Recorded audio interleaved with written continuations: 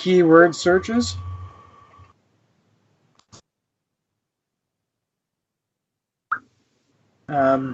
Keyword searches, everything in law is done by a keyword search, and then to what jurisdiction or area of law you're talking about, because every area of law is a jurisdiction inside a jurisdiction. So the easiest way to find things in all the books, or even on your government websites for searching acts and statutes and even case law, is by using keyword searches. On the stuff on the internet, you want to put them in quotes, like reversion, reversionary, future interest, things like that. So by doing those keyword searches, you can even add more and more together. So like on the internet, if you do a keyword search, even on Google, this works even on Google really well. Put your keyword search in quotes, and then you can add, let's say, even 5 other ones in quotes right beside it.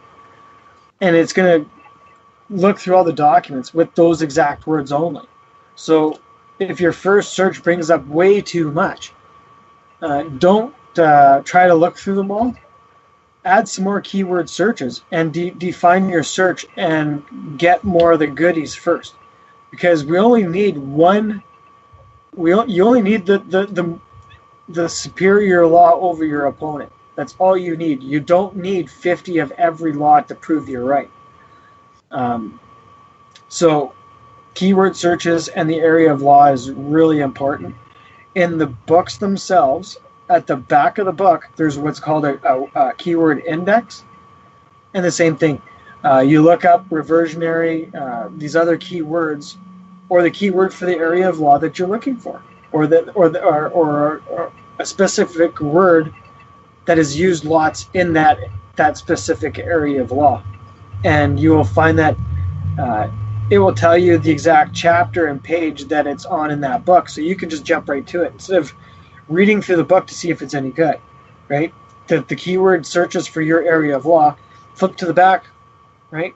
Make sure you have a pen and paper so you can just write them all down, and then after you can just go through the pages, right, off your thing, because especially with a PDF, it makes it really hard to jump to one page and then another, right, and then go back to and read the next line, right? So I find it so much easier to write them all on a piece of paper, so then you can just keep going at them one after another. The ones that are good, you can circle, so you can go back to them again and take out what you need from them, and the ones that you don't, you can just cross out. Does anybody have any questions about finding things and things like that?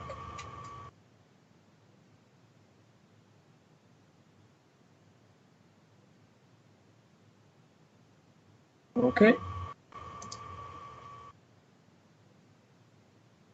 Now I guess the next thing is this, because I guess we should get a discussion about things needed for the next step.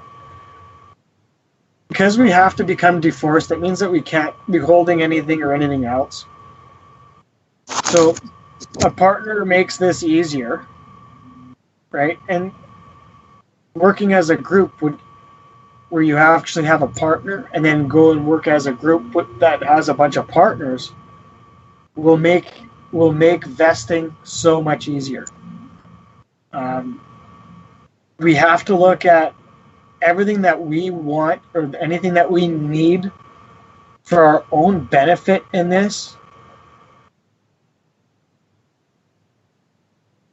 We're going to have to create ourselves. There's no one that can do it for us. No one owes us it to do it for us. We have to do it ourselves. So I think since so many, especially now that so many are really getting the understanding and are already ready to vest, I think it's time that we should actually start getting into what's coming, what to do next, right? Making sure that we're preparing for that next level now before we get there. Because if we don't prepare for it now, it's not going to be there for when we need it. And I think it's important that we start kind of figuring out how we can get different things and stuff set up for that.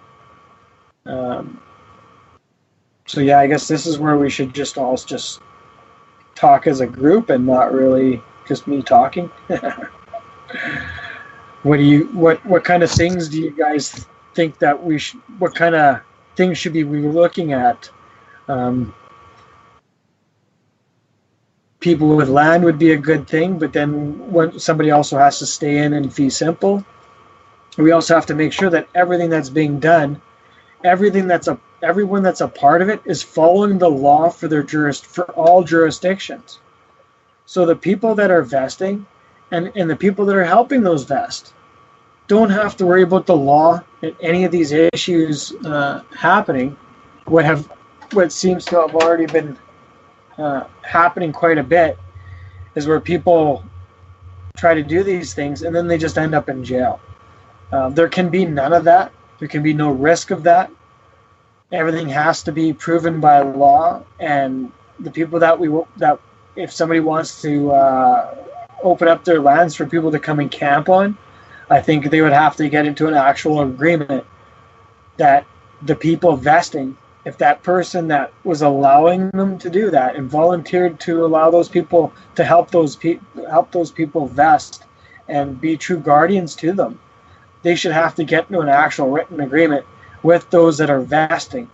So if that individual in fee simple does welch on things and the police or whatever show up, those people that are vesting their rights cannot be thrown off that estate, and that they would actually take over the estate from that individual in fee simple because they maliciously did something to this extent and would have all the power to stay on the property and usurp and basically take those lands from the government and everything right then and there, because you are in your vesting state, right?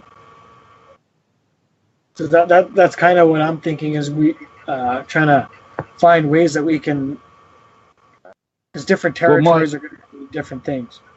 My idea, I mean, because I wanted to set up a political party, and that was just mainly to take back the council areas, to give people back the power and to set up common law courts. So I've spoken to Kevin, considering you're taking your power back, you've obviously got to protect your property.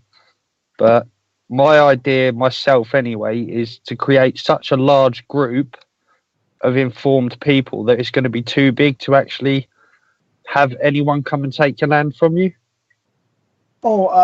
Just to clarify, what I meant was,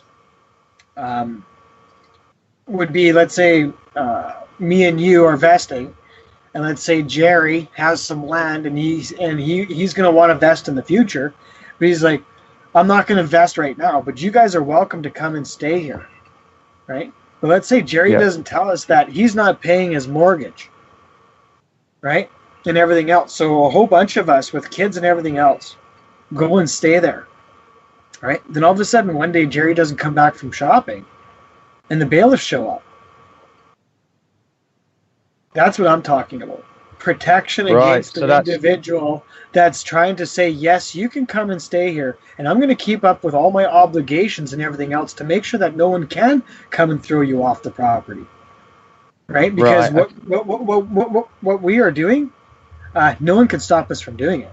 The whole problem is that we can't do anything by force. So deforestment, camp deforestment that I'm starting here in Canada, because we have so much crown land, we can just go and get a camper and go stay on crown land. And at worst case scenario, we'll have to bump around every 2 weeks if somebody comes and makes an issue, right? Right, because that's what you have here with the councils as well. We have travellers. The council will try and evict them, and I think they get 2 weeks, and then all they do is move to the other side of the grass. That's right. Even 50 feet over is all you need to move, right? Exactly. Yeah, because my idea, because I wanted to start a hemp farm, I kind of asked a load of people, and I found some land here which is 4 acres. I can buy that, which is freehold, But then from what I understand from you is these people would invest in it. So then we'll all have a part in that land, but that would be fee simple. But then have it owned by me, so it's only in my name sort of thing. So then you don't have to deal with 2,000 contracts with 2,000 different people. And then have that, what you said, give it to a friend. And then when we go into the reversion sort of thing, that we actually have that land, that we own it. Does that make sense? That was kind of the idea. So maybe if you can elaborate on that. You're really close. Just to, I guess, to help you with what you just said, if you had the money to go buy some land so people could go camp there and not worry about being thrown off the land, one person, because to be divorced, you can't have a title by purchase. That's the problem. That's why we would have to go and stay on Crown land. But if an individual is willing to buy a piece of land and let people stay there, right? That's acceptable, because those people that are divorced are only staying there. They don't own the land. They don't have any title, corporate title to it. Right? They're not acting trustee to that land. Right? Because that title by purchase is that person acting as the corporate person. So you can't be divorced at the same time. Right? So that's why I was saying, if there's people out there that have land that are willing to let people camp so they can save some money and work together to learn what they need to vest, and then to vest, once they have their land, they'll be moving off that land. Right? And then once somebody actually has vested, then there's places for people to go to be divorced where they can vest their land.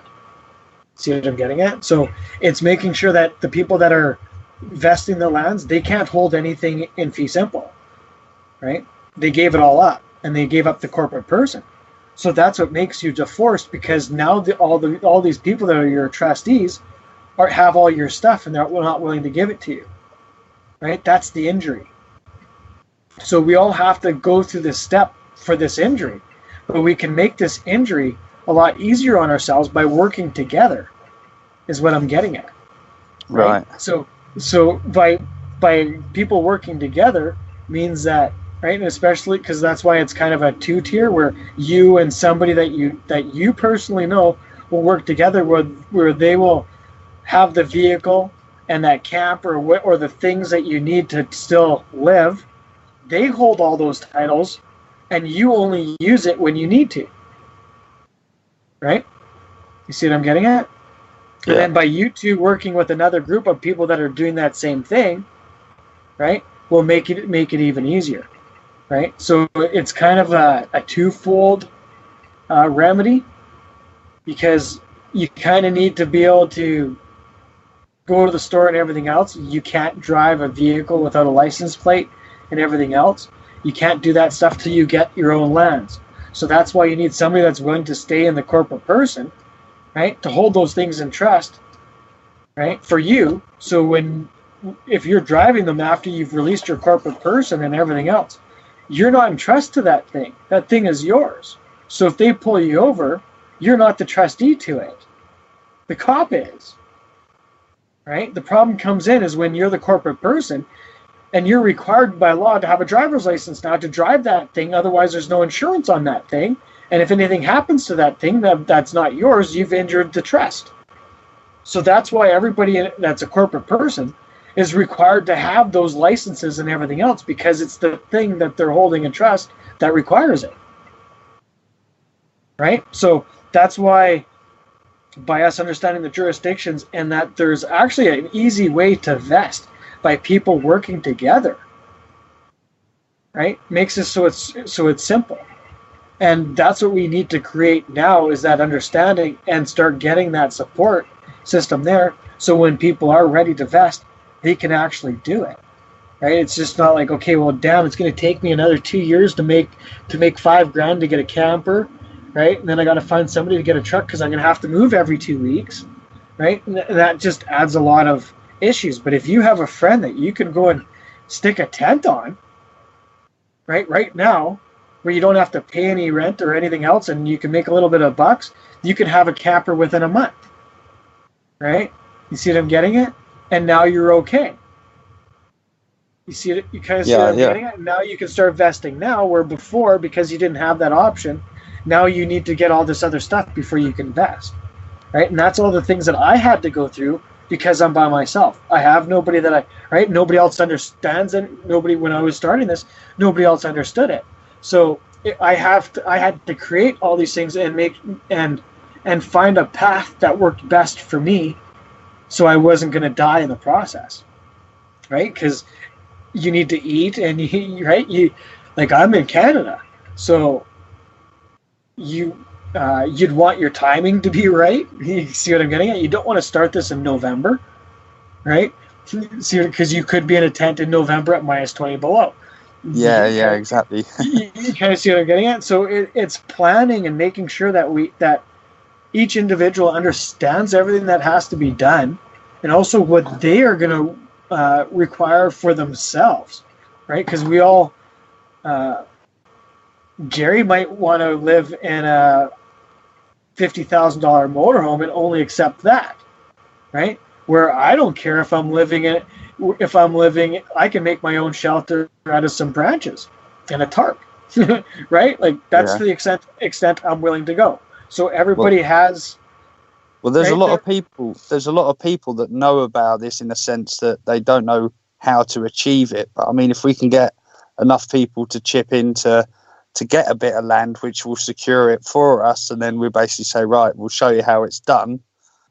Then that could kind of secure your land, and then on there we could grow our own produce or just get all set up. And then obviously the system that you're like teaching us, sort of thing, that we could have that all in place so that if they do choose to come along, they can do that. But then we've already proven that it works and that is successful, sort of thing. Because a lot of people don't want to jump in because they're like, oh, they're not quite sure how it works. So we'd be the example of it. Exactly, and that's why, because so many people are understanding it and getting the facts for themselves, and are coming to the point where they're going to be ready to do this. I think now is the time that we actually have to start maybe getting into teams for the territories, like all the guys in the UK, because the UK is pretty small, not like Canada here, right? So the guys in UK, right, and even like Scotland and everything, you guys could probably have one team where the guys there can work, because there's like here in Canada, like I was saying, we have access to rec sites and stuff like that. So if the people that are here would rather do the free rec site thing, right, we can do that. But in your territory, you may not have those same things available to you. So depending on the territory that you're in, it is going to depend on what we need to create for those in it to be able to vest easily. Right, and that's why I think we should start looking about getting into teams, especially you guys in the UK, because there's a lot of you. I think most of everybody in this group, I think, is from the UK, except for 3 or 4 of us. So, just out of interest, would it be possible? Let's say hypothetically, we had 20 people. It's Nigel, by the way, William. We had 20 people here in the UK who wanted to go down this path. What would happen if they put money into a trust and the trust bought the land, and perhaps we could find 3 or 4 people to be the trustees of that land who didn't want to venture down this path? Just people who are quite happy in the system, but would do this to assist us. Would that work? See, with that's why I would suggest, if you're wanting to do that, I would suggest that the group picks a single individual to be your administrator. Yeah, nominated. And that person goes and does that for you guys. Yeah. You see what I'm getting at? This way, the trust is tied to that administrator, not to you guys. Precisely the point. Yeah. Yeah. Yes. You could do it with 2 or 3 trustees, which would give it a little more validity, wouldn't it? If you could do it that way. you don't. But that's the thing. We don't need validity here because, let's face it, the money that we're going to be paying to help the people that are working together, you're not getting it back. You're giving it away as a gift. Oh yeah. Because you're investing and you're getting your own lands, and you're going to be leaving that behind for the next people that need it. Correct. So yeah, absolutely. That was the intention. So that's what I'm saying. So all that you need is an agreement with that person that it's going to be acting as the administrator for your group. That's what he's bound by. Yeah. Right. Because you guys are all giving it freely. Because here's the catch to this: you don't want to be claiming that you have a right to those lands. All you're doing is you're all pitching in to be able to have access to that land, so another person can own it and let you stay there without any agreements. Right? Well, can I just ask something? Because, I mean, basically, when you're saying we're going back to the original trust to say, for instance, we get our land, and obviously when you're born, you get a share of the land, and over time, they've got rid of our resources, and there's been these fees that have been paid to the Queen to hold for us. And with a lot of these law groups they're not really law groups online, but it's all to do with your trust. And basically, over time, that we have this separate account with money in it. I mean, is it not the fact that we can go into reversion? So we reverse everything, we claim our original trust, and with that, we get a claim of land as well as a share in the capital that was created by the land, sort of thing. So I think there was a guy from Canada who said life, liberty, and security of the person, and he said that what happens is you get all of the GDP or something like that, or basically your resources, what you have in your country, and that gets divided by the amount of people, which is basically what you're due to get. So, yeah, in Canada, it's called the Canadian Ownership Determination Act. We're looking for the one in UK now. Right. But if we go back to the earlier discussions the earlier things that I was saying, that if there is no law of equity and you're the owner of something and you have the indenture in your hand and you can't prove it, all you have to do is force that indenture in the courts. And they have to produce that agreement so you can terminate it. So everybody already has everything that they need in their possession to force the courts to do all this stuff that they require them to do, that is required, and to get the information that is required. People aren't understanding how the law is set up to do it. Right? So all these things are they're bound by them and everything else. We just have to realize that everybody is bound by a law, and they can only do what their law says.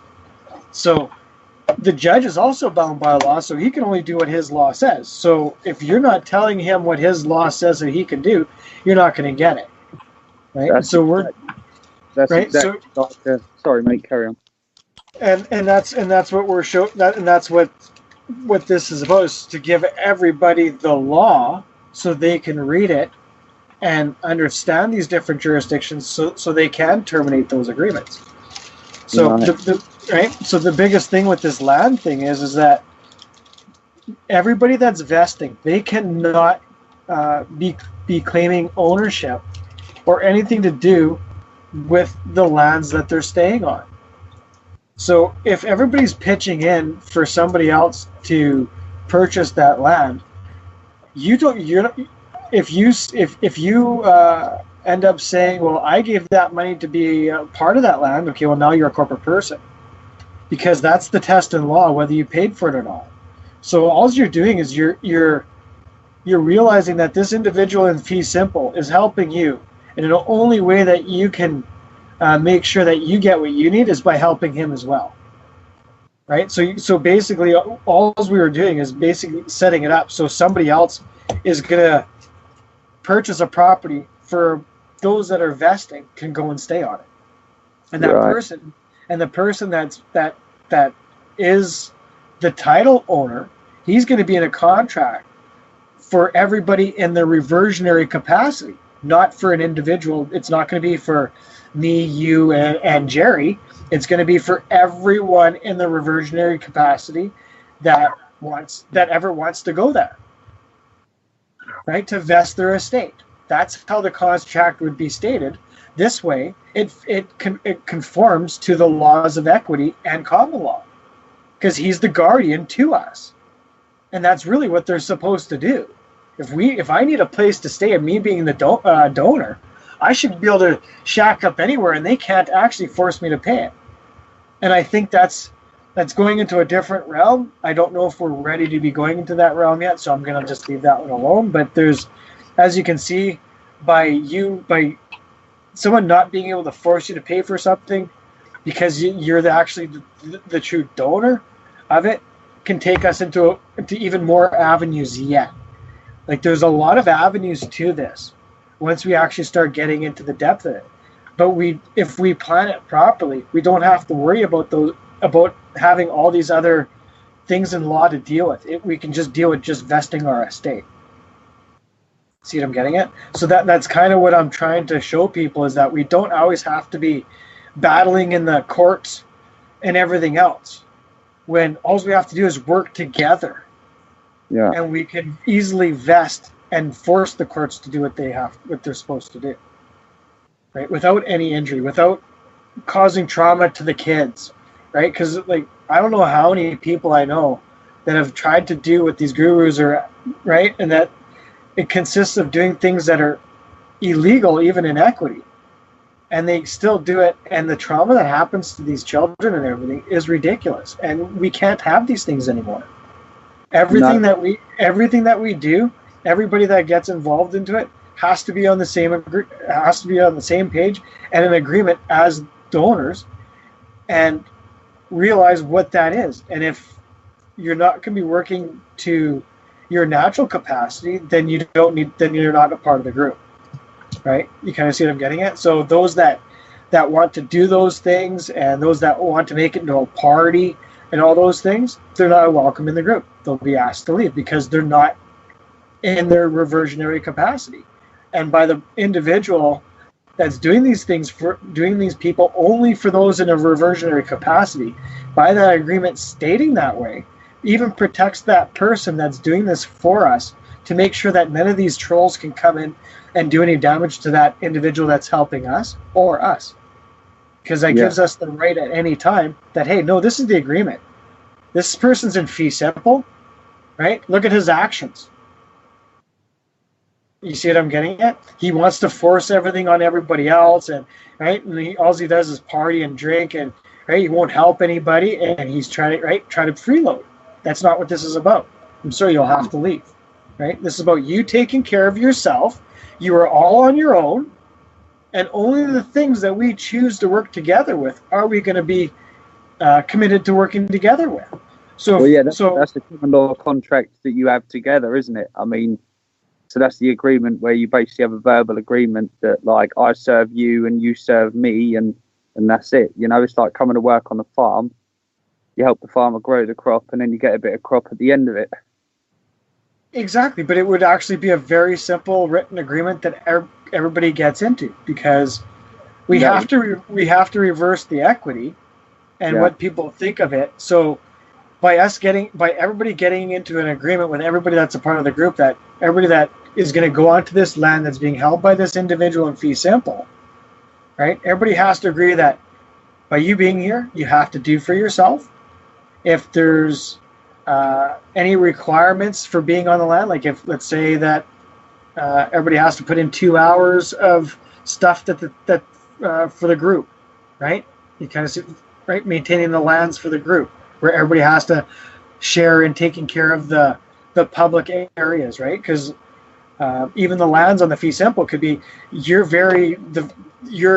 tent area or your camp area, and the 50 feet around it is all yours, but everywhere else is public areas, and everybody has to help take care of that public area while you're on the fee simple lands, because you don't own it yourself.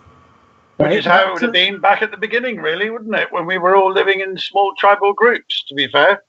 Yeah, exactly. That's we right. would have all been part of the community there for the betterment of the community as a whole.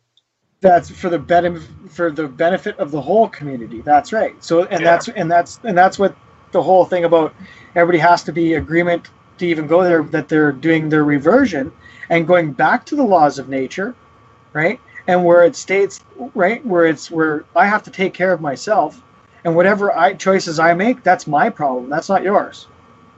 So if I choose not to do anything and I can't feed myself, it's not up to me to feed you. Right? That's we didn't make that agreement. Right? You have to be able to come here, take care of yourself, right? And if we make an agreement to do anything else, that's different. Right? So if we make an agreement that every Wednesday we're going to have a community meal together, and everybody that agrees to it, then that's what we do. Right? It's simple. If you don't want to be a part of it, you don't agree to it. Right? And then it has nothing to do with you. And you don't have any say in what that group is doing in that area.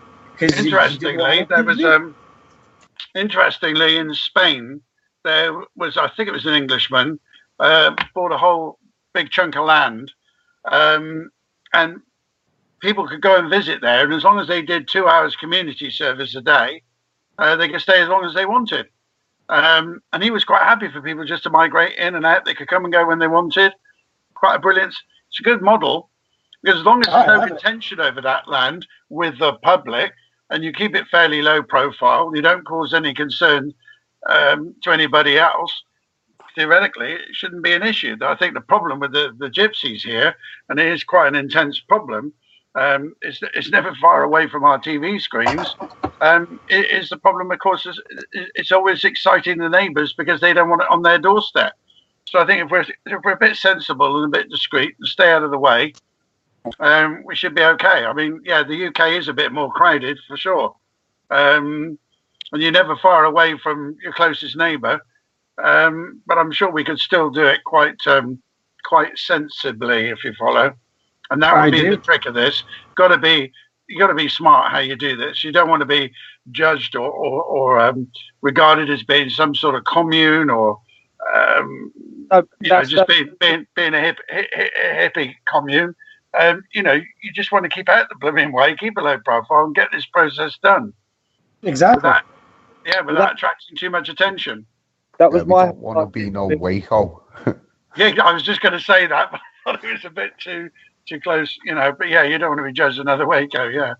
But we have a lot of people that wanted to do the lawful rebellion, which have actually been police officers. Yeah. They've actually I know some of them. Police force. Well, there you go. So I mean, because they've already served, or ex-Marines or anything like that. I mean, having people like that know about it or involved, that would create, because gypsies, they just travel around and rob stuff and quickly move to another place, where if we're actually stable in one area, it's like, look, here we are, this is what we're doing. Do you know what I mean? It's get them involved, because you want more people to be doing this. So it's not, you don't want to seclude yourself. Sorry, it's just because I look at the whole picture, because I want the whole country to do what we're going to do. But you can't make that choice for them, Mick. That's right. You can't. They're too happily asleep in the dream. Yeah, I know. Most people are asleep in the dream, and they're very happy with it to stay that way. The worst thing you can do is go around waking people up. People find you, that's different. But you shouldn't go out looking for them. That's right. You don't go pick it on the side of the road. No. And the other thing I was going to suggest is what has just been mentioned there about the police and the military. Kev mentioned, I would concur with that. I know a huge number of people in the military, in all branches of it, and they are more awake to this than most of the general population. Not in terms of what we're discussing here with Fee Simple, but just in terms of, there is something wrong. And a lot of them, I think, have got more of an angle on it than probably, unless you get to know them pretty well, they're prepared to speak about. But there's obviously something going on, as I say, within the police and the military. A certain awareness, shall we say. So I definitely concur with Kevin on that. Yeah. You know me, I keep me eyes open and my ears open. And there is an ex-military person who had a role within the government to do with the military, and he found something else that he didn't like. Now he's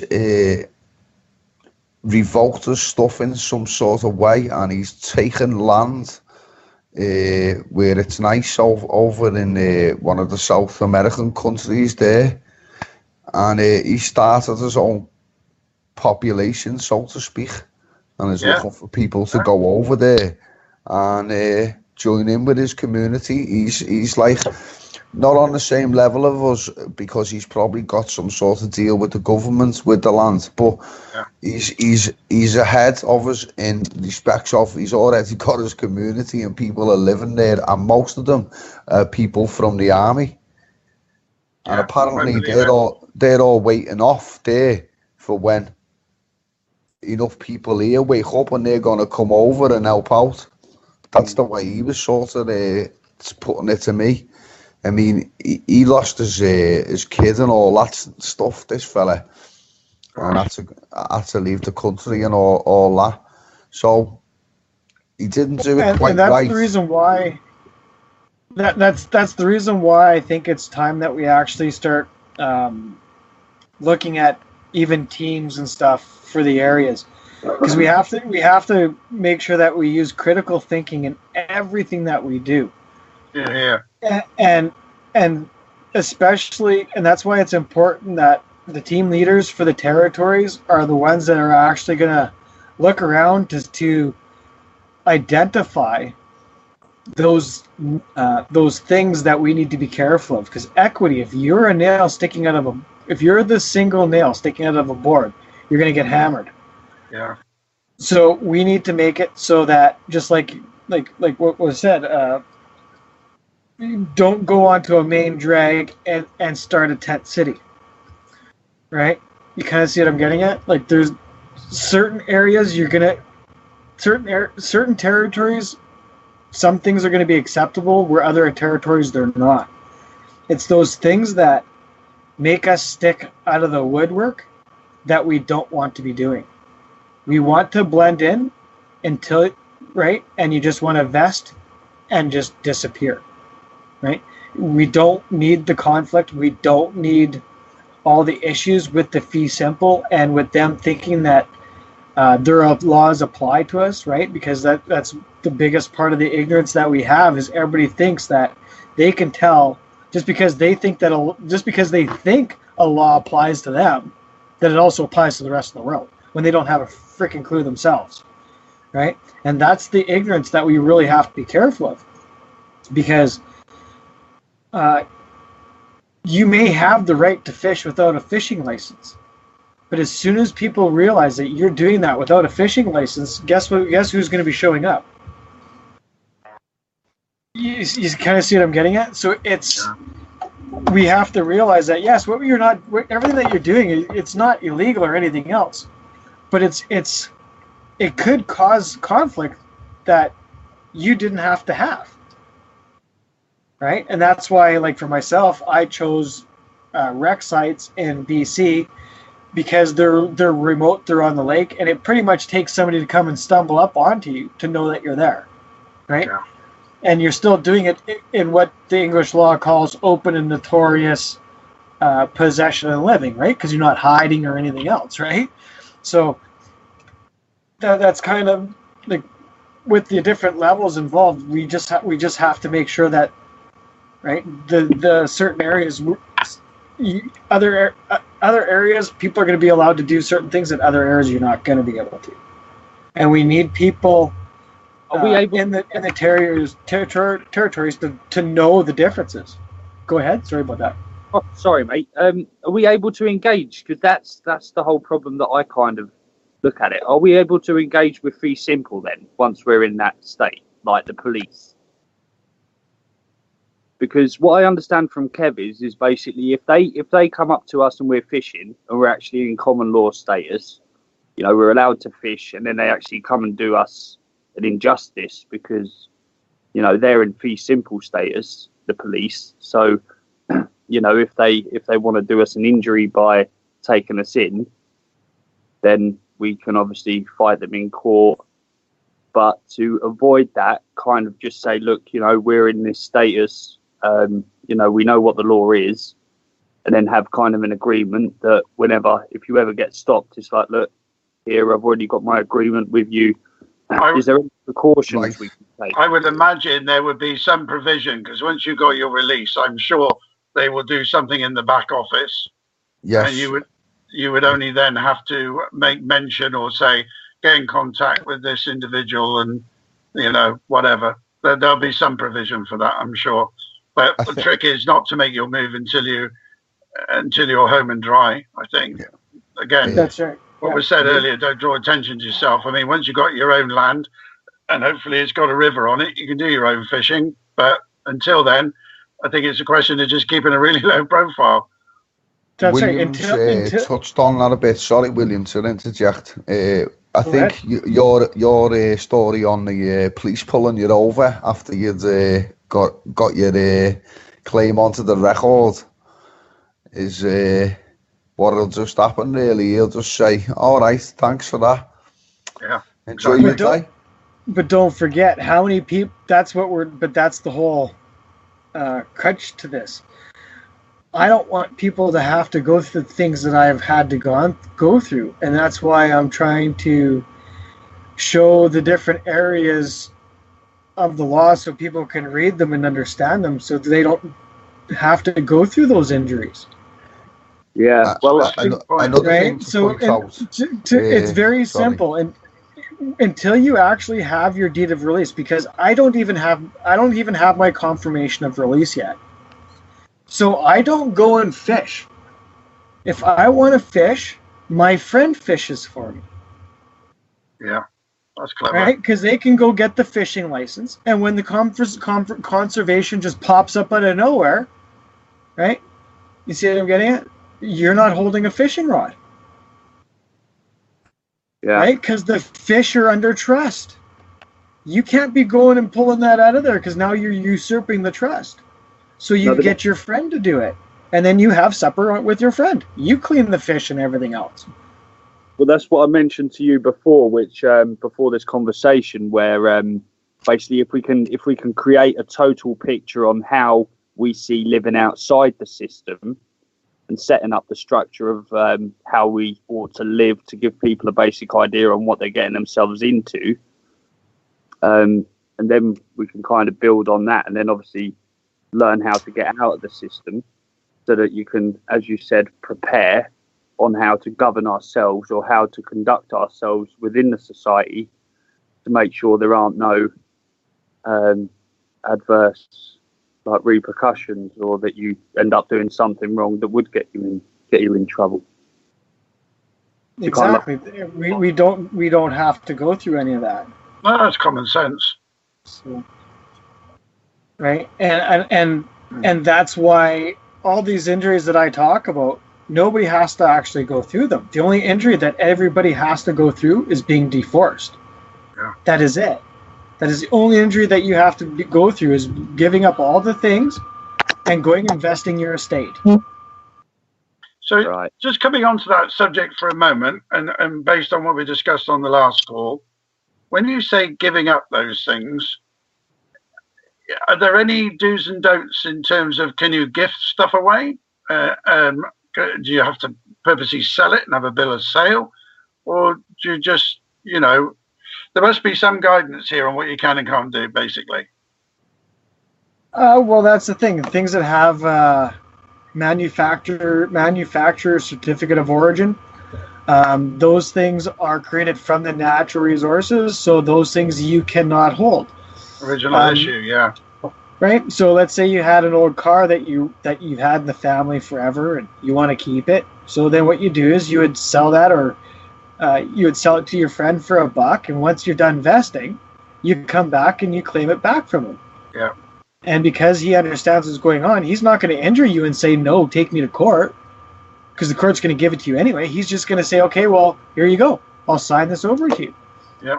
That bit I get. It's more to do with if you've got,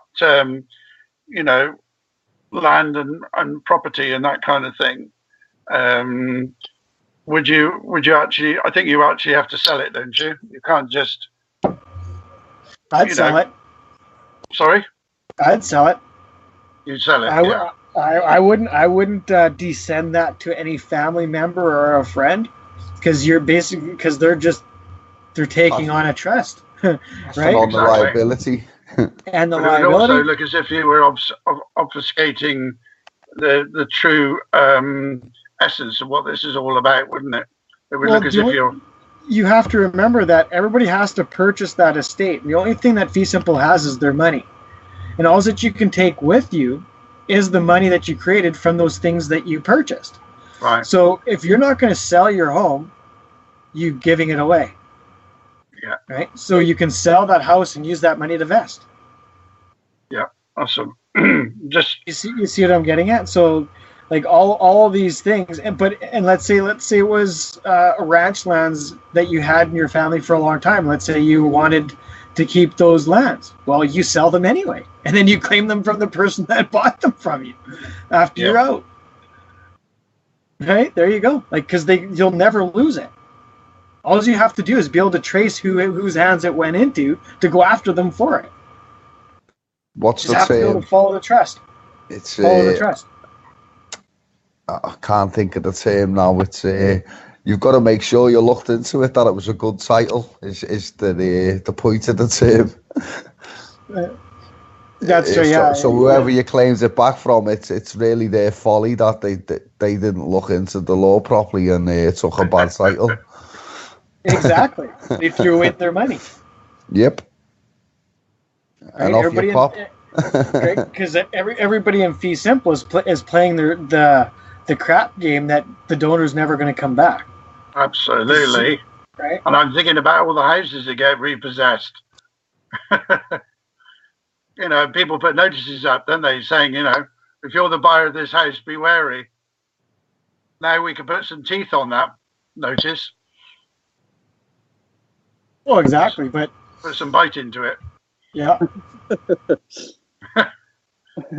No, but that's where I think, like, because I made a little drawing, you'll probably see it in the conversation, where this is my just general opinion. I've only just started with you guys, so I've got a lot of learning, a lot of catching up to do.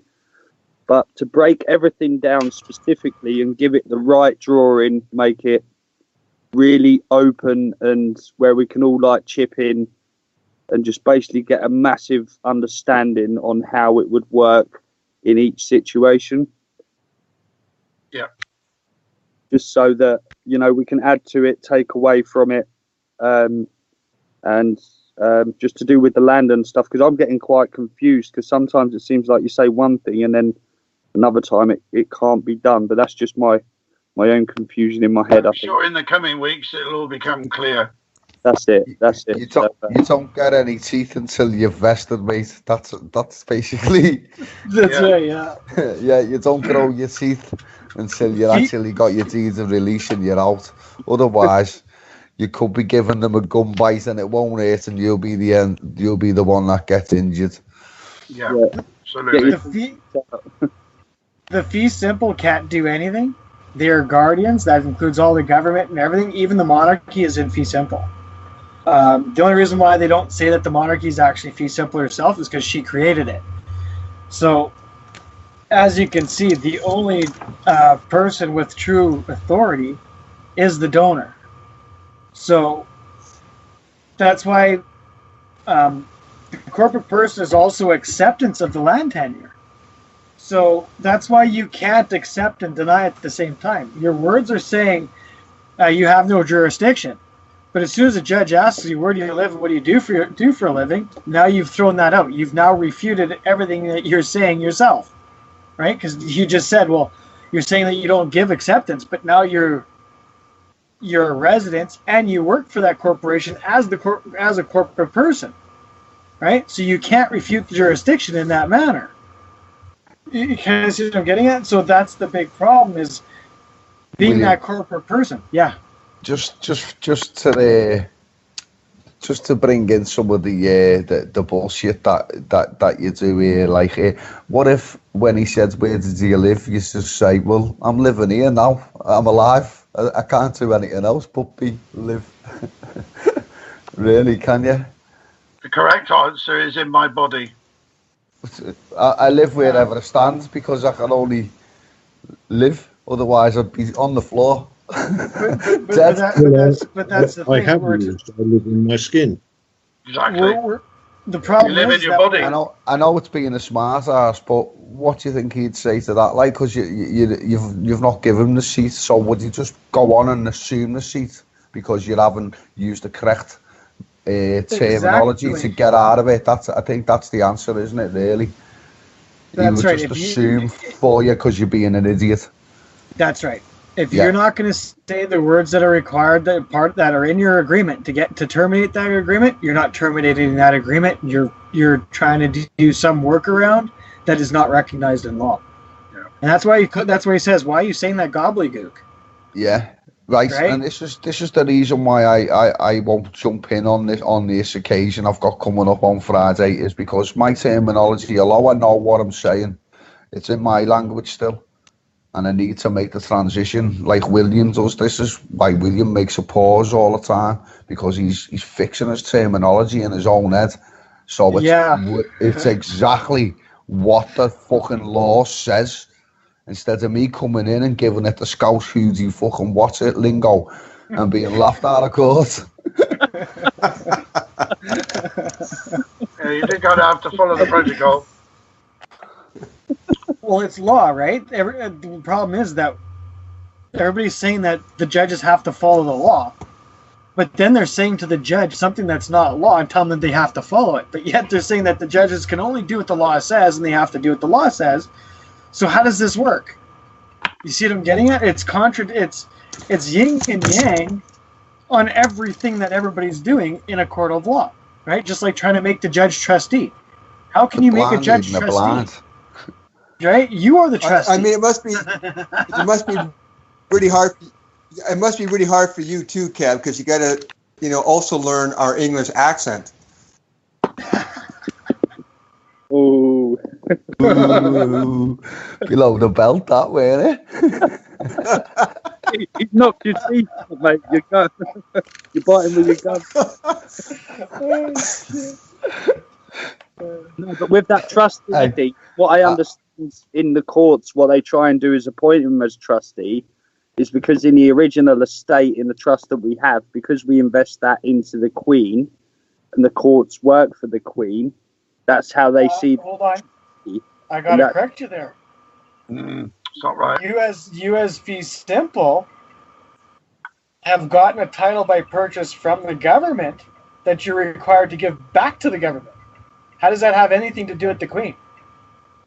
No, but this law groups do when they try and appoint the judge. Okay. That's what they're trying to do, but it won't work because they're forever in fee simple. So it's. That's right. You can't abandon the trust, and you took that trust by a deed poll, which is title by purchase. Yeah, and that's why it will never work. But it's quite funny to see them actually try and appoint the judge. So remember, anything that you guys. So now that all those documents, even a bill of sale, is a deed poll. Every bill of sale, right, and all these things that everybody's doing every day on a daily basis. Is every one of those things is an individual trust in itself. Every signature is a deed poll, isn't it? Yes, to a different thing in trust. Yeah. And that's where I discovered it to be a uniform commercial code contract, in a difference in contracts, because you've got the common law one or a uniform commercial code. And it turns out that every corporate interaction that happens is done in UCC. That's right, but who does UCC apply to? The corporate, the fee simple. No. Right. Only the heads of the corporations. That's why that's why private international law is very important to read, because the federal laws only apply to those in the federal jurisdiction. Provincial laws only apply to those in the provincial jurisdiction. Civil law only applies to those in the civil jurisdiction. law of nations, only the heads of the countries though that applies to. You see what I'm getting at? So every one of these jurisdictions only has only the people that not how to explain this. It doesn't apply to everybody in that jurisdiction. It only applies to the class of subject in that jurisdiction. So in the corporations, the UCC, it only applies to the seal holders of the corporation. Right. See what I'm getting at? And no one else inside it. Because that would be saying you as being a Costco member, right? You can now, the things that you're going and purchasing off the shelf, now you can go walk up and tell a judge that he's trustee, and that, right, that they have to do that now they have to accept these things as the corporate shares of Walmart, right? Because UCC would be the corporate shares of Walmart and trading on the stock exchange as the owner of Walmart. How do members of, right, that volunteer to Walmart have any authority or any power to do with the shares of that corporation? Right? Once it has no members, the corporation dissolves. Yeah. Right? You see what I'm getting at? But because you've joined that corporation, you agreed that how that corporation's set up, who's sitting on the board and everything else, right? You agreed to that by joining. Right? If Remember you what UCC UCC stands for? Uniform Commercial Code. Yeah, commercial. Right? And that's making all the equity conform together, right? Because common law makes them all conform together. But there was nothing for all these equitable jurisdictions. So they had to come up with a universal commercial code for all the jurisdictions created by the monarchy. Yeah. Right? And that's why only law of nations apply to the heads of state, right? And only the laws that are written into that group apply to that group. Yeah. Right? Problem is, fee simple think that they own everything. Fee simple think they have a right to everything. Right? These are the issues. Is the capacity that they think fee simple is in. They have from their very first step, they're wrong. Yeah, there's so much involved though, because obviously what you're just saying now with the different jurisdictions and what applies, and because I mean the way government operates, the reason that got me thinking is because government, they'll make a mandate or a manifesto, and then they'll basically say to the people, this is what we're going to do, and then when they're in power, they never do what they said they're going to do, and they just go and change it. Whereas a common law contract has to be a mirror image, and nothing's permissible or permitted to change. Whereas as uniform commercial code contracts themselves, they're allowed to have minor changes added to them without changing the overall structure of the contract. So it seemed to me that's how they kind of promise you one thing and then do another. Whereas as if the government was actually to have a common law contract with us, they'd have to do what they said, and if they don't, the contract doesn't apply anymore. So that was kind of the study that I have, but I think it gets quite complex. So I need to really get into all these laws, what you're saying, and jurisdictions, and there's a lot to do, I can tell. Well, you don't need to write the contract because the contract's already written, and it's written as reversion. Why make another way out when there's already a doorway there? Yeah, there's only one. What makes you think that there's a need to knock another hole in the wall when if the offer is always there, and it's got to always be there, because if it wasn't there, then it'd be slavery. Yeah, but that's what I couldn't understand, because that was the fee simple, that basically everyone's tarred with the same brush. And that's why the government is there as a trustee, so they can do and say what they like anyway and change it at any time, because they have no allegiance to us, but just basically to the lands. And so it was just trying to understand the whole system that we have in place, but you can't understand it because the whole fee simple just wipes it completely off it explains it all, basically. The biggest catch is, though, is that none of common people in English law will look at the law. They don't even use the courts. Look at the common law side of the courts. You got to remember that these corporations are made up of fee simple. So they make the laws only for the fee simple. So even in government, it has two levels. They have the appointed by the monarchy, and then they have those that are appointed by the people that elect them. The people that elect the government, when that government makes a law against the people that the people don't like or they don't want, they have to use the courts. No one uses the courts. Everything in English law, you have to go to the courts. Because the only thing the people get is a voting ballot and the courts. Yeah. That's all you have. That's like the fracking, where they want to stop the fracking, so you keep seeing them go to court to try and take on and to change it. No, but they're using the wrong court, Michael. That's the point. Because of our lack of understanding of the fee simple capacity and the lack of understanding of jurisdiction and how we're attached as things and everything's a thing on the land. So you've got to prove your right over the thing and your right more than the person who you want that right over, and you've got to prove that the person you want to give you that right has got the right to give it. So it's like a three-tier system going on all the time, and unless you've got every box ticked, it's a no. Yeah. It's basically, and that's until we can learn how to use the courts properly, i.e. Queen's Bench, so you can get a decision against these corporations off someone who's got the ability to make a decision against the corporation, i.e. a judge in the common law, not a judge of equity or a magistrate or a crown court, because they're lower courts and it's just not set up that way anymore. Yeah. Our lack of understanding and the madness of the people. Yeah, but it's not just. Also, they've created so many different systems that it's kind of a stepping stone, where if you miss a step or. No, but what you're not understanding is the reason why there's so many avenues now is because of the people in the first place.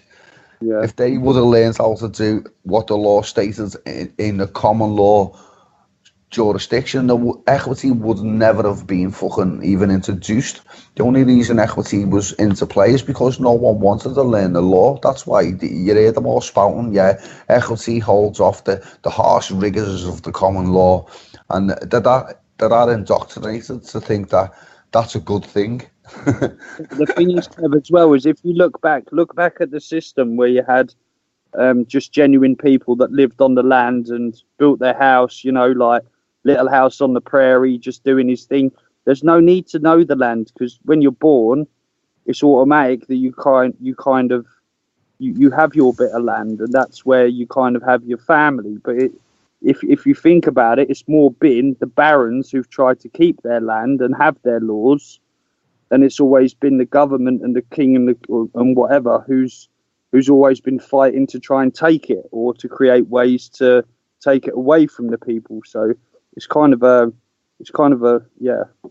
the people have kept themselves dumb now, haven't they, really? I know we've only just come into the age of information and got the computer, so we've all had access, and probably the reason why we're here. So I think we've done quite well just getting to here. But I mean, we have been thick, probably because we've been dumbed down with fluoride and stuff like that, but we have had a lack of wanting to learn it. If we'd have learned it earlier on, before they split it into so many jurisdictions, then we'd have been out and gone, and we wouldn't be talking about this now. We'd probably be living in good communities that we wouldn't even know war, I don't think, because we'd all have plenty.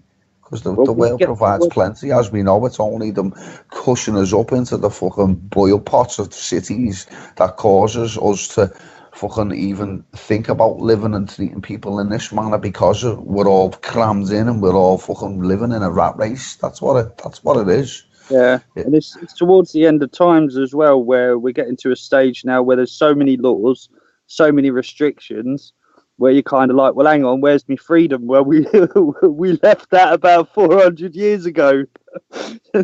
So, yeah. And to have a voice in the Queen's Court, wouldn't you not have to have a claim to land as well?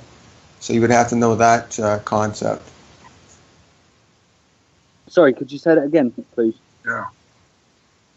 If you had, I mean, in order to get a voice in common law in Queen's Bench, would you not have to first have a claim to land? Yep. So that's basically All right. Right, a claim to land, yeah. But I thought kind of if you do that reversion, this is my assumption of it, if you go into that reversion, I'm not sure if I'm saying it right, but if we basically take our donor status back, then anything that we have to discuss anyway would happen in the Queen's Bench. So I think that's probably the only place we could ever be anyway if we want anything done. So then you have to go there first to relieve yourself of the corporation, and then that automatically gives you the title for the land. And then that's where you take it to the next step, maybe? I'm not sure. It's all done in one process. The corporate person is actually moot, and it's a fiction, and it's the scam. The only thing that is actually of importance is the land tenure and your writ of entry for the land.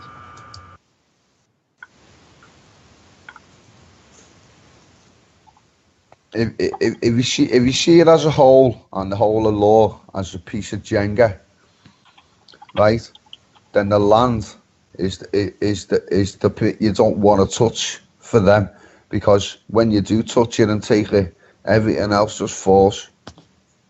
If a structural engineer was going to pick you an axe to smack it, this is the point where he'd pick, is the land.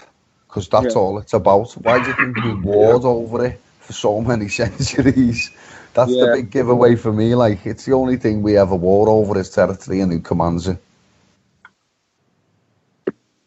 Yeah, but it's always been your position on the land. So what are you on the land, isn't it? Well, I don't think the people have known that, have they? Otherwise, the scam wouldn't have got that far. If you would have known you were attached as a thing and entered into a contract and all that, you know, at an early age, you wouldn't be there.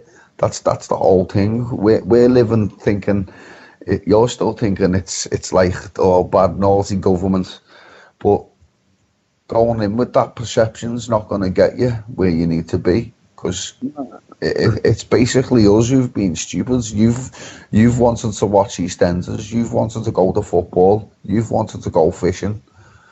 When really speaking, I know that, but I've been doing this for 15 years, so I've like tried to figure out stuff as soon as I got the tools to do so. Do you know what I mean? And a lot of people have stuck in it. But this was another thing I was going to say. A lot of programs on TV, you have the gold miners on. I used to watch that on Discovery Channel, or when they talk about the oil barons and stuff. It's like, yeah, they found a bit of land and they got the oil, and that's what made you rich. So it kind of gives people the idea that they, you know, the land is free. You get that if you find your oil well, then you're free to it, but you're not. I don't know whether Andrew wants to come in at this point. He's a breath of knowledge. Like, you there, Andrew?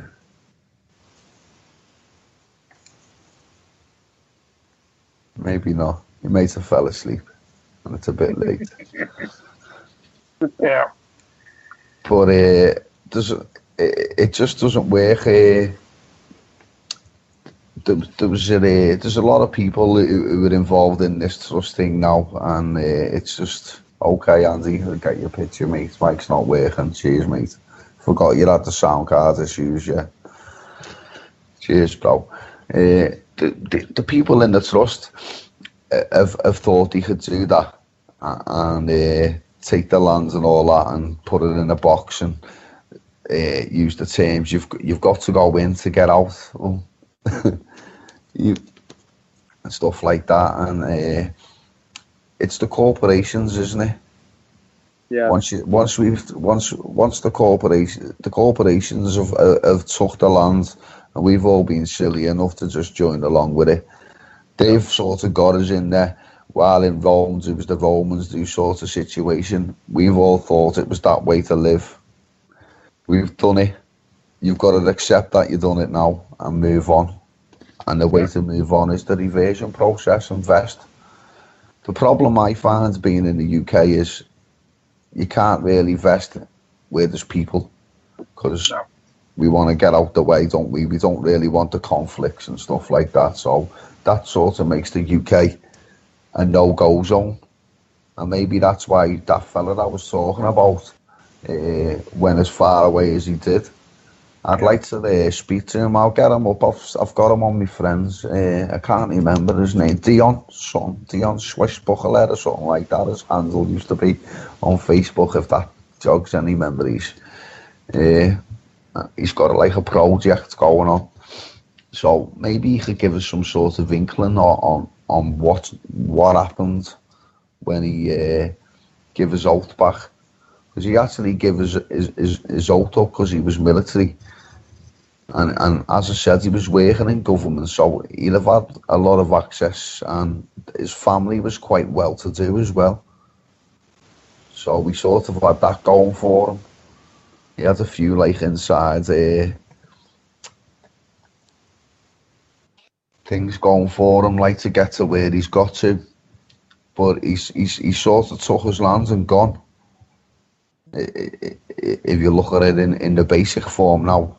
However, he's got this land, and what sort of situation it is with the government that the territory of the land he's got is on.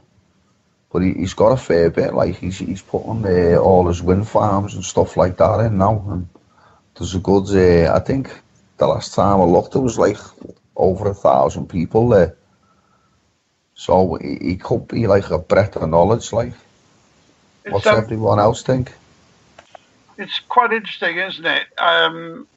Ben Fogel does a series of TV programs about people who decided to go away from the rat race and set up in the wild. And yet, in every program, they rent a parcel of land, however remote and inhospitable it might be. They have to rent it off somebody. They either rent it off the state or the Parks Department or somebody. Because although they have the motive to want to do this, they still haven't figured out exactly how to do it properly, you know? And it just really brings it home to you, doesn't it? How few people really know that this avenue is open to them, quite honestly. You lack the capacity in it, and that's what we're all lacking at this moment, except for like William. Like William's got the capacity, but lacks the fee at the moment to go and fucking smash it in at the Queen's Bench. And get this land sorted. So there's people, what I'm saying is, there's people far more motivated than us and far more committed to realising what they want to do. But still, however remote they are in the world, they're still stuck in fee simple and they're still paying the fee. Ironic, that's all I'm saying. It's just crazy, really. You can't get away from it. You've charged us with the brush, and running away to the bush isn't the way out, is it? That just proves it. It isn't. Doesn't matter where you go. I like that programme, by the way. It's very good, isn't it? I watch them all. Yeah, I like it. Yeah, me and the wife watch that. Yeah. Do you know a fellow Liverpudlian, tall chap, quite slim, called Loz, short for Lawrence? He used to do a lot of. He was very active, shall we put it this way. He's quite prolific on that video about the repossession of Church Cottage or Church House. I watched that. That was brilliant. It's like, what are you going to do? What are you going to do?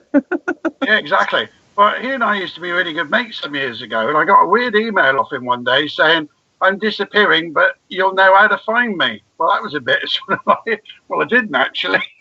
I just wondered if you had any, if you knew him and if you knew what he did, you know, where he went, he's completely disappeared, and he's not the only one. There's quite a few over the years who've just up stakes and vanished, kind of thing, you know. See, the thing is, I think you guys underestimate how many people actually really want to do this. Yeah. the amount of groups that I see, because you've got the one which is the Great British Mortgage Swindle. Oh yeah, Michael of Benicia, yeah. Yeah, Michael of Benicia. You've got the Great British Constitution Group. You've got the Practical Lawful Dissent. I mean, Practical Lawful Dissent has 12,000 members. Yeah. British Constitution, 5,000 members. The problem is they're not knowing the process, and I think that's why you've got your little gold mine here, because you've got the process. And I've studied these guys since 2009, and trust me, I've been reading everything they've put. I've been watching their videos. That's what they underestimate, because I'll say something to them and they won't look into it. And I'm like, well, guys, I've been watching here from afar, looking at every single bit of information, because I wanted that little piece that would make it happen. I've tried a similar path to you, and I do find it very frustrating that most of them, their minds are closed. They don't believe that anybody knows something that they don't already know. It's a tough one, without a doubt. It's with Article 61. They're like, it's Article 61. Well, I looked up, and the judge, there was this Lord Judge's name is, and he called it Clause 61. And I looked up a clause in law, and it's to do with jurisdiction. And I'm like, it's not even Article 61. Right. So we asked a couple of questions, Kev and I, and they're like, yeah, well, you're not part of the group, and you're doing us a disservice, and we want to delete you. It's like, right, mate, see you later. What I have found is that whereas we're all working together as a community, and in all due respect, under the sort of leadership and assistance of others who obviously are further acquainted with their knowledge, what I have found is that it seems to end up in the UK that these people, instead of being just part of a team, want to become educators. They want to, make their big pontification about what they've researched, what they know, and what they've learned. But as soon as you start speaking, they wander off. Yeah, but like, I got nothing to learn from you, chap. I know it all.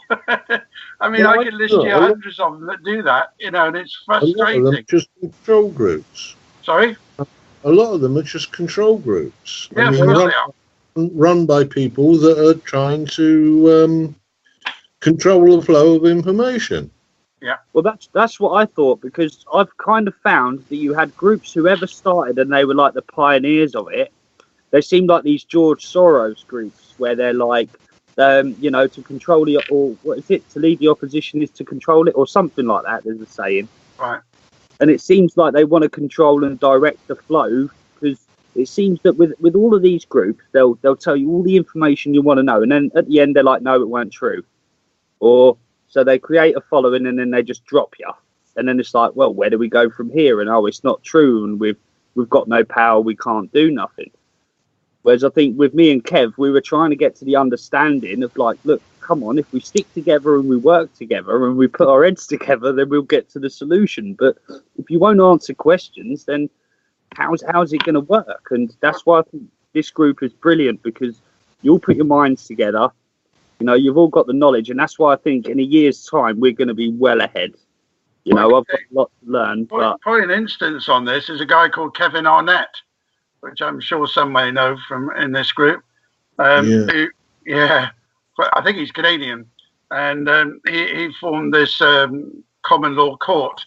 And they actually set one up here in the UK. I went along to visit them one day.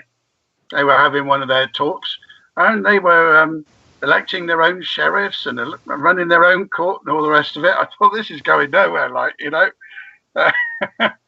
mean, that was about 3 years ago. I don't think it came to anything. But at the time, everybody was putting loads of effort and energy into it. It's like the Occupy Wall Street thing. That was, was totally set up. Yeah, exactly.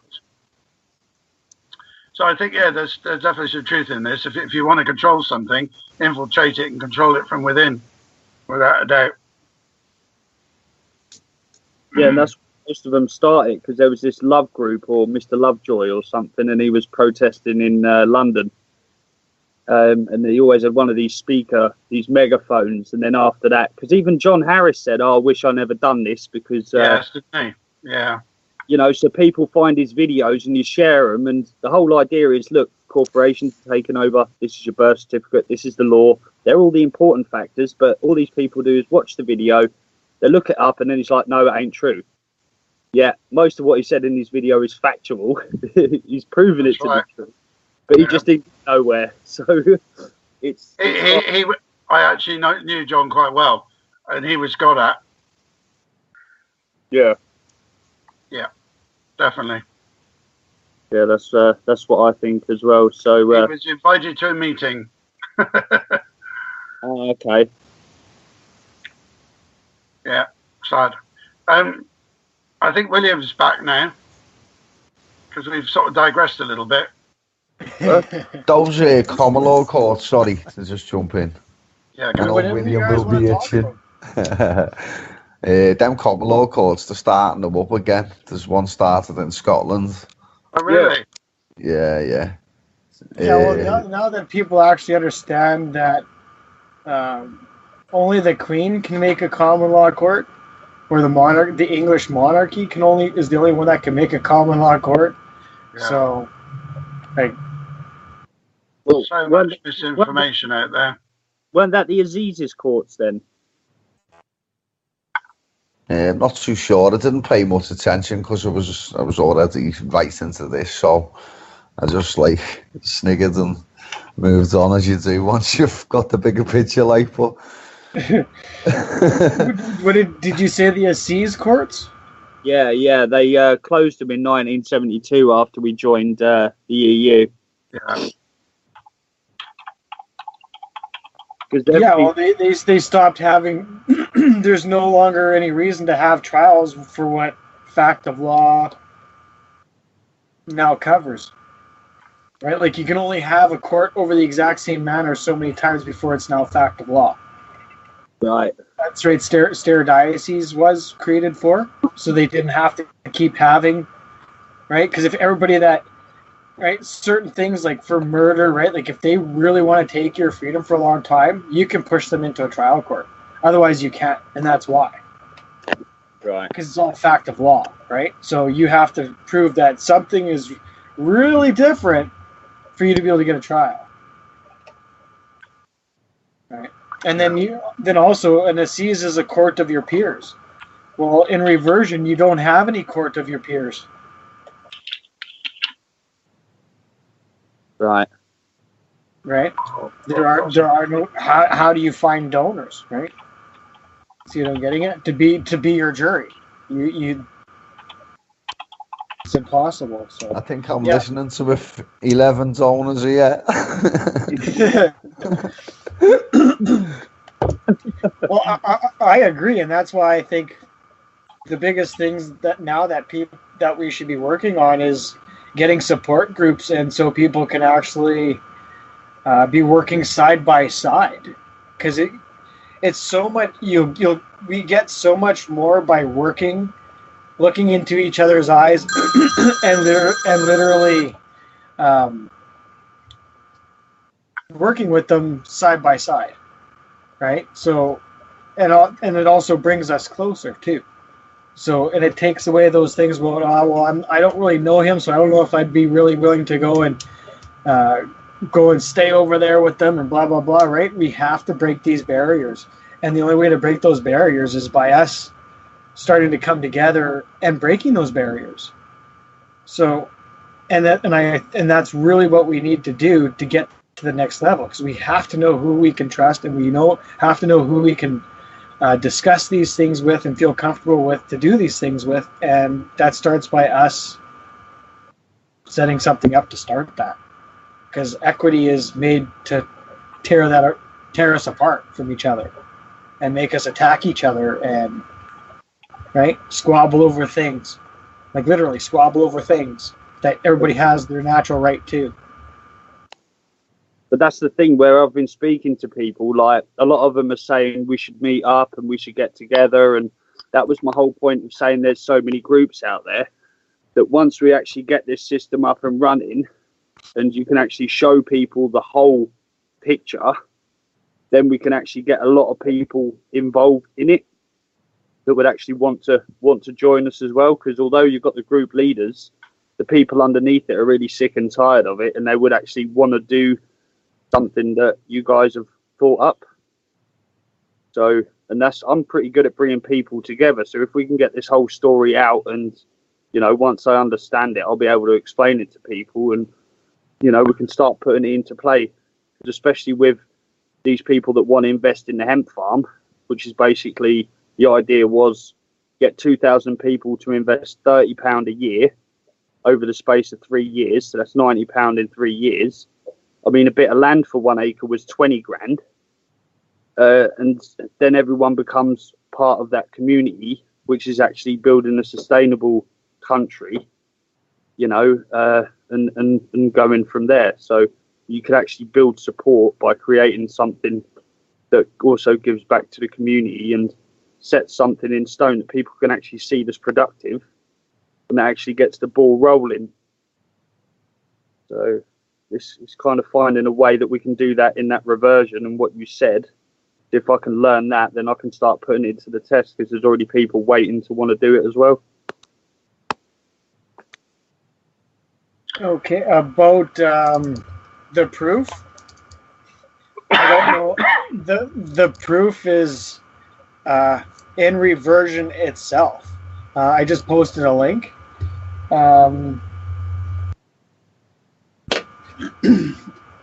That has it's not, that page is not done yet. It's just been started. But as you can see, it's the doctrine of reversion. It has its own area of law. And that's, I think, the reason why people didn't find it, because they never opened that book to look in it. So because it's its own area of law, just by being fee simple itself is all the proof anybody needs once they actually start to look at the actual law to see what this stuff means. Because people don't realize that just the word fee simple itself is the warranty in law. Simple absolute, I posted the picture. This is from Blackstone commentaries. Simple absolute is your absolute warranty to the land tenure. The fee attached to it is what's stating that you're seized of it and you've agreed to it. So all people need to do is actually read the law and understand what it actually says and what it actually truly means, and what real choices you actually have. And you're done. The hardest part is getting rid of what people believe, because people have believed the equitable laws that have been taught to everybody from the start of English law. So the proof is very blunt and it's very short.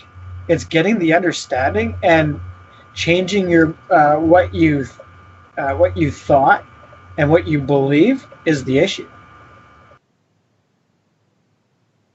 Does that make sense? Like it's that blunt in everything in law, and it's everywhere, right? So as soon as you understand the key words to look for, as soon as you go to any government website and punch these in, you are bombarded with more proof than you can deal with.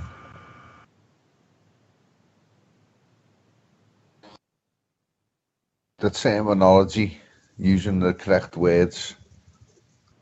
That's right. That'll get your word search. That's right. And proof needed. Yeah, right. So it's basically, once people actually understand that there is this warranty, then all they have to do is learn the jurisdictions and what it means and how they got into it. Because the only problem is nobody understands how this all happened, how it turned into what it is today, and why it is today. Because it's 1,000 years old, and we were all forced into it in 1086, right? Like, it's that old, right? So that's really, and I'm having a hard. People have a hard time understanding it because it is so basic. It's so basic, and I also believe that's why they said by 7 years old, because a 7-year-old should be able to understand this. right? It's that I don't know how to say it anymore. It's the law is so blunt in this; it's not even funny, right? They even in your case law, if you look at the law case law for your area and start doing searches and stuff, you'll realize that it's only the assumed owners that have the titles. And it's assumed that they are the owner until the true owner returns. Right? I've got them in the Supreme Canada case law and everything else in the law blog on omnipotence. Anybody that reads the entire, if anybody reads the entire law blog on omnipotence, every single blog on the public side of on omnipotence, if that doesn't give you enough proof, there's nothing that will. Right? Because all the other books and everything just keeps supporting it and are showing the original law for it. Right? And I posted the link to it there. It's a public page. Everybody can get to it. All the information, everybody can read everything on it. It's public. And it has all the links to all the case laws and everything. So you can click on the link. It'll take you right to the government website, and you can read it from the government itself. And that's another reason why a lot of people say, well, you got to be careful because they're going to shut down the website. They can't. No one can do anything about this. Otherwise, they got to shut down their own courts and everything. Because everything that's on this website are the same books that you find in the courthouses. Nothing in this law stuff did we actually write ourselves. All the books and everything else is all their stuff. The things that we are going to create to show people, we are going to write ourselves. But it's only going to be written so we can try to explain, and we're going to put the quote and the source in there. So people have both. They have a kind of a summary, right? Like a simplified summary of it, and then the quote, and then some things we're even going to have to dissect it to show that most things that they're talking about, every paragraph, is talking about every single jurisdiction there is. Right? When they add those ands and ors and stuff like that, that's a different jurisdiction or a different capacity in that jurisdiction that they're talking about. Right? Because can only be one law for one thing. There's never two laws for the one exact same thing. So whenever you see an and or an or in law, it means that has something to do with either a different jurisdiction or another capacity within that jurisdiction.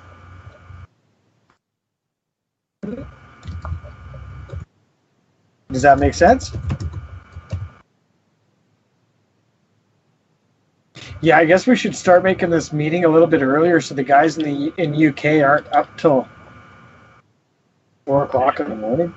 Yeah, we're all getting the matchsticks out here. That's all right. It's just I've got you on. I'll put you on silent, so that's all.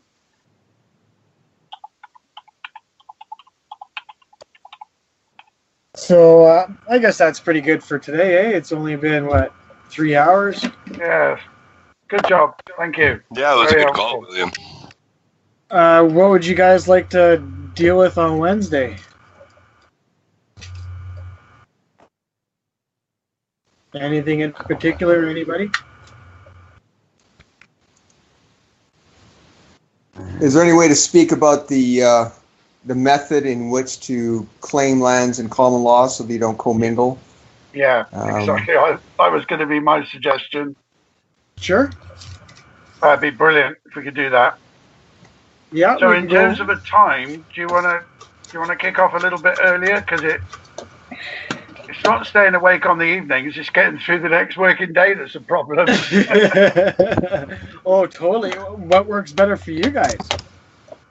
Well, if we could say 9 o'clock GMT, that would be really good. An extra hour, pull it forward an hour would be brilliant. An hour, 2 hours ahead, whatever you guys want. Well, We can extend the summer and get an hour. Yeah, I think nine would be great for us. Yeah. Nine's cool. Okay, 9 p.m. GMT then. Yeah. That'd be brilliant. Yeah. If we can go through that on Wednesday, that would be great as well. Yeah, we will. We'll go over the whole thing because Thank you. it's important to have a picture, eh? To kind Yeah, and of if you could perhaps storyboard again the process of actually, the whole issue of Queen's Bench would be good. The order in which things happen, the preparedness, how you visualize it. Just make a story for us. How you think it would appear on the day, just so we get a feel for it. Maybe if you felt comfortable in running through your affidavit Yeah, that you done, William.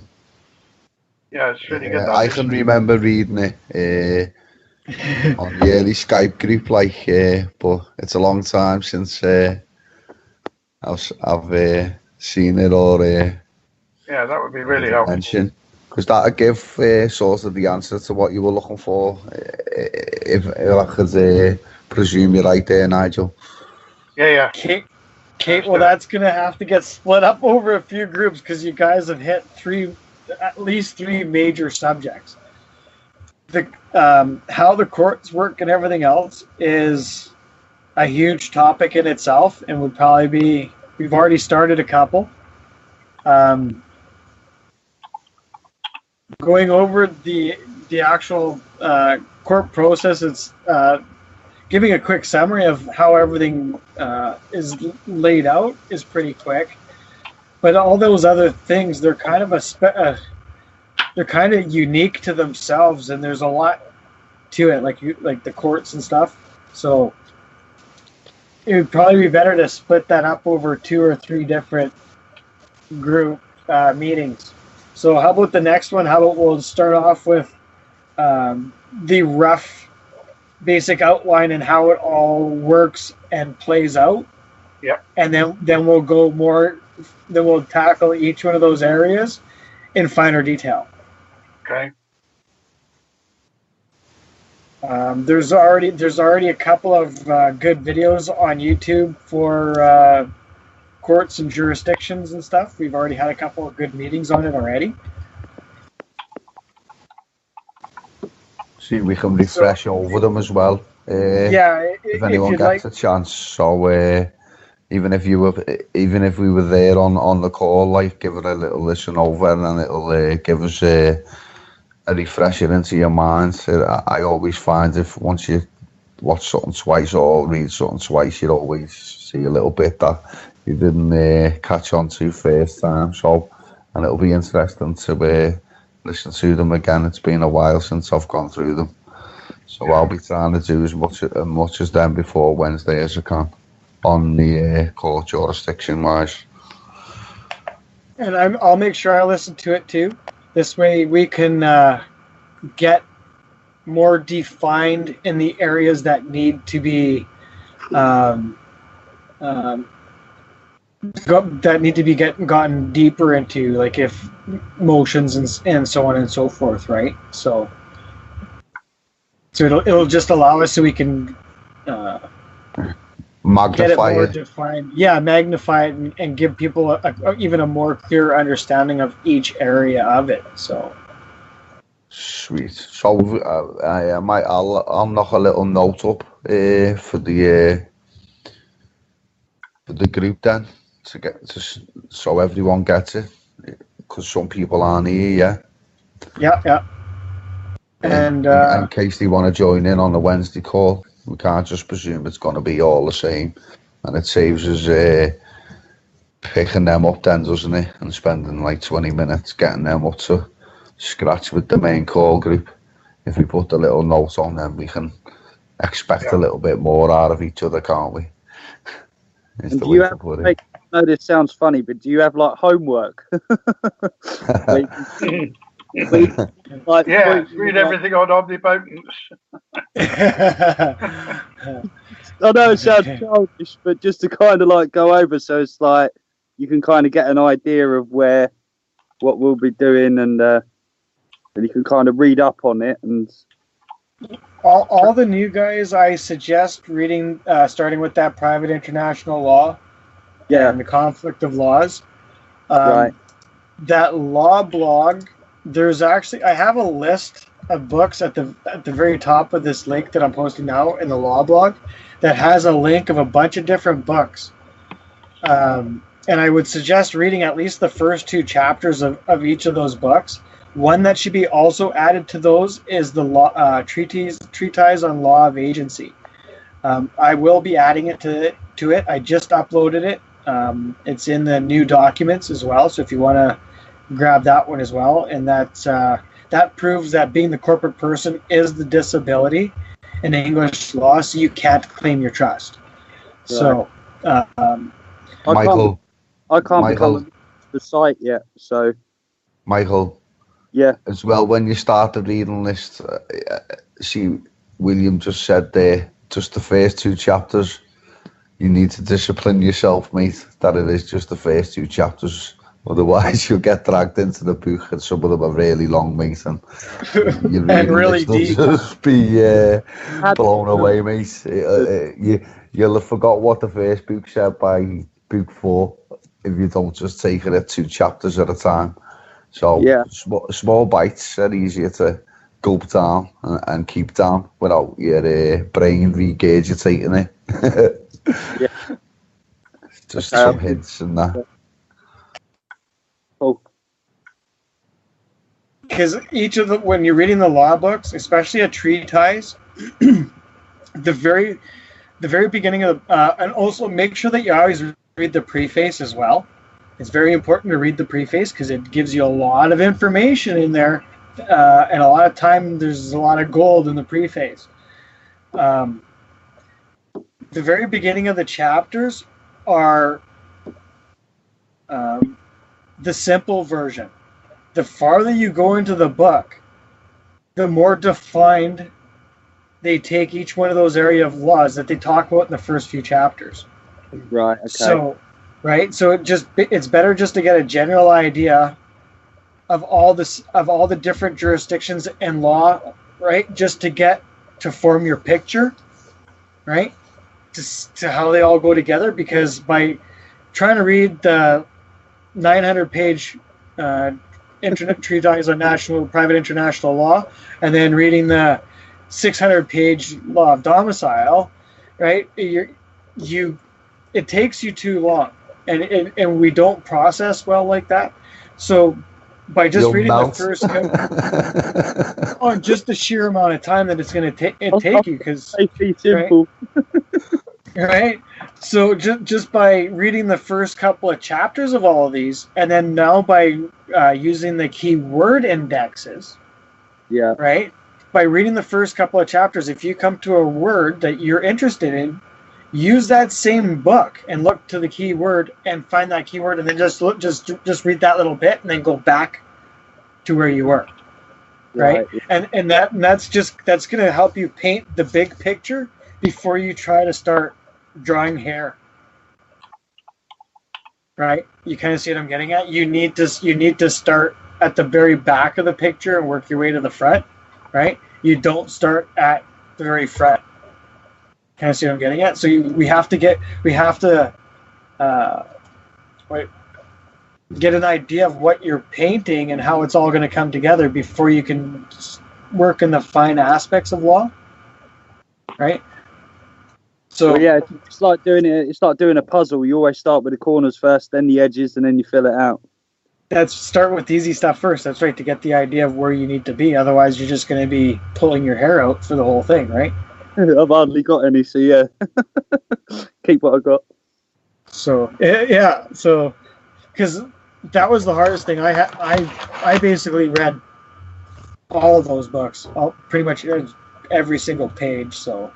You don't need to do that, and I'm trying to help people so they can get the gist of it, and then when they need more information, because now that you read the first 2 chapters and you kind of get an idea of what's in that area of law, when you have that about all the different area of law, and now you understand how they're what's severe, right, or what jurisdiction applies to what, and so on and so forth. Now, when you're looking for something, you know exactly what book to find it in, and then now you just have to flip to the back keyword search, and then go to that, and then you got it. Yeah. You See get what a I'm getting yellow at? belt So- from omnipotence. So you can see that now that you've streamlined that, now you've taken all that, right? Because to read what Andrew just posted, right, it would take most people a year to read because they got to work and everything else, right? You see what I'm getting at? And that's if all they ever did in their spare time was read law, right? We don't have to do that because we just need to get the understanding of what all these jurisdictions are, how they apply to everybody, right? So, because our true remedy is actually in the common law, and everything that's posted in there is actually equity, except for the treatise of tenures and the law of uses and trust, right? And the only reason why the law of uses and trust is actually common law is because it's the same scholar from that wrote the treatise of tenures in two parts, and the volumes go together. And when you're reading Blackstone, if you follow the footnotes, it takes you to those exact books, right? To define those areas of law more, right? So you'll notice that all these treatises, they're just a general thing, and they're going over everything that applies in that area of law that they're talking about, right? So Blackstone is a commentaries on England, right, on the laws of England. So it's about all the laws, right? That's why it's 4 volumes, and each volume is like 1,500 pages, right? So we actually only need a few chapters out of all the volumes. I think it's 5 chapters out of all the volumes that you actually need, and all the rest is giving you information about how it all goes together and how one applies to the other and everything else. So, Right, brilliant. I can actually access the The first 2 chapters have to set the stage, and then the remainder have to support the first 2 chapters, really. So exactly. Okay, well, yeah, we can grow on that anyway. I mean, obviously, when reading it, I can ask you questions, and I keep going back to them YouTube videos as well, because that's the thing. If I've got the videos, I can listen to them over and over again, and you keep filling in more gaps, which is good. Excuse me. Yeah, I agree. Yeah, that's why we started. It was a good idea to do this. I forgot who said we should start doing this, but yeah, it's helping, so we don't have to keep redoing it over and over to that extent. We can every time we can take it a little bit farther and define it even more, and keep moving forward. Well, once I get a computer, I can download the video, and then all the stuff that you have where you talk about the files that you give us today, we can add them into the picture as well. So as you talk about it, you can display it, and then you can actually see as you go. But that's what I was going to do. I was going to take this video and then post it on my page, and then add the explanation which you had, like the English law and stuff, and take screenshots. And Sure. then post it. So I thought I'd ask you before I do that, just so you're okay with it. Everything is free for everybody, and that's what this is about. It's not to be hidden from anybody. It should never have been hidden from anybody. Right? Yeah, so yeah, it's to contribute as well. That's with me. That's why I need to get a computer. Then I can, everyone can chip in. So then the more we have, the easier it gets to find the information and just keep it up and running. Because you've done most of the work, so it's only fair to sponsor it. Anything that any new ideas that anybody has or anything else, fire them away. And if you want to do it, hey, it's your choice. Like, do whatever you want to do. No one can tell you, right? All this stuff is free for everybody. Yeah, right? that's cool. So, you know what I'm getting at. So, the more contributors, the better. It means more people will have an easier time understanding it, and have less time going down the wrong path and having so many bad things happening. Yeah, well, that's why I had an idea where I made that little picture where when you actually talk about the monarchy, you actually draw a little crown, and where you have Siri Juris or however you call it, that would be you. And then you'd obviously got the natural person, which would be someone in normal clothes, and then the corporate person in like a suit. So you can kind of give it the picture as well as the explanation. But also, I guess it's like kind of teaching a child, where you because the weird thing is I'm better in pictures and videos than I am with words and stuff. So it's just makes it easier to understand. So that's what I do for myself. Obviously, not saying that's how you've got to do it, but that might be easier at times to kind of understand. As you can tell, I'm not an artist. I don't have very much artistic value, so that, or like I'm not, you know. No, but when you can picture it, because a lot of people kind of like how I picture it in my head is you've got the little baby, which is the donor, and then it goes to the king. But then when you're using the technical words, it's hard for me to picture what's being explained in that sense. So that's just my lack of knowledge. But that's how I can kind of make something for myself and then kind of run it by you and then just see what you think. And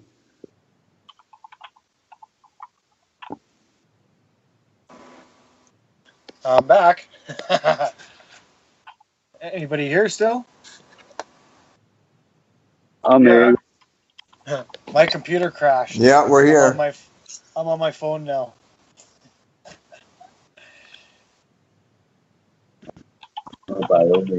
But yeah, anybody that wants to do art, graphs and pictures and diagrams, please.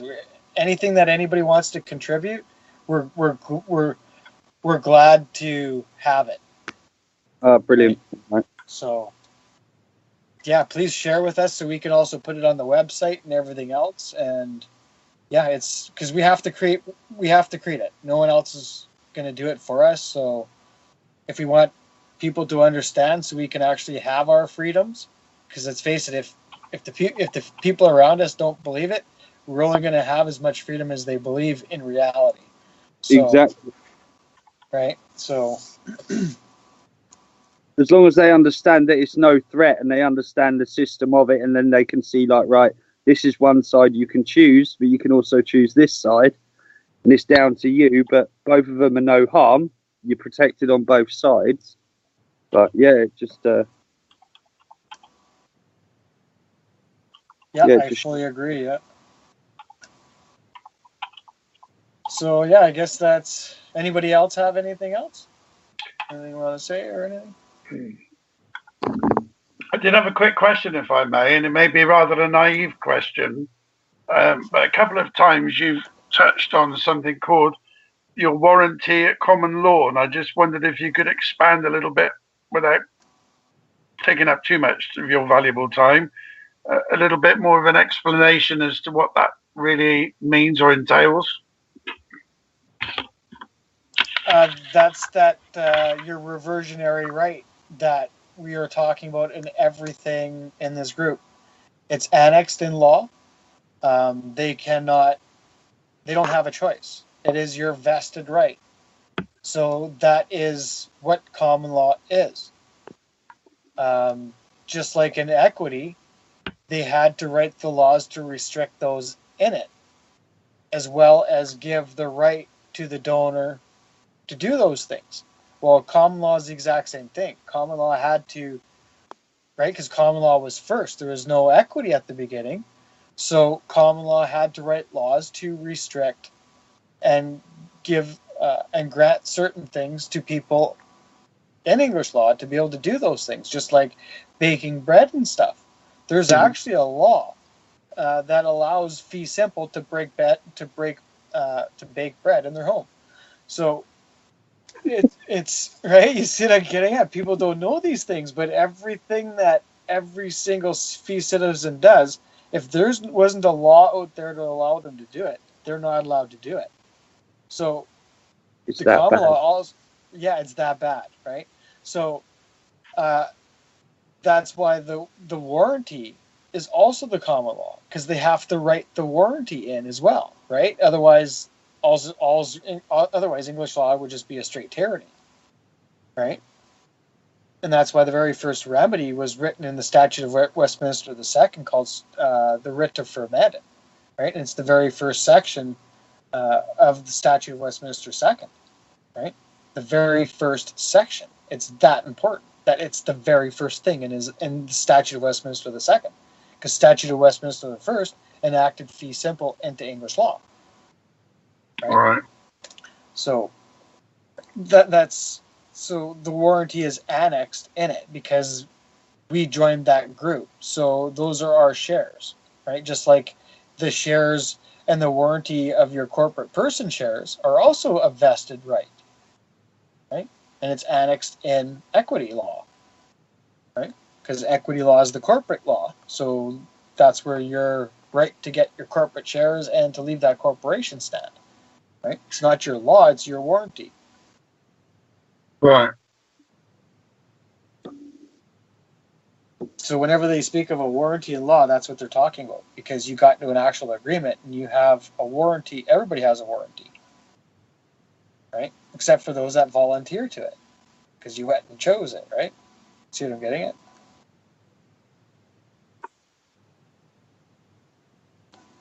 Yep, that's really good. Thank you.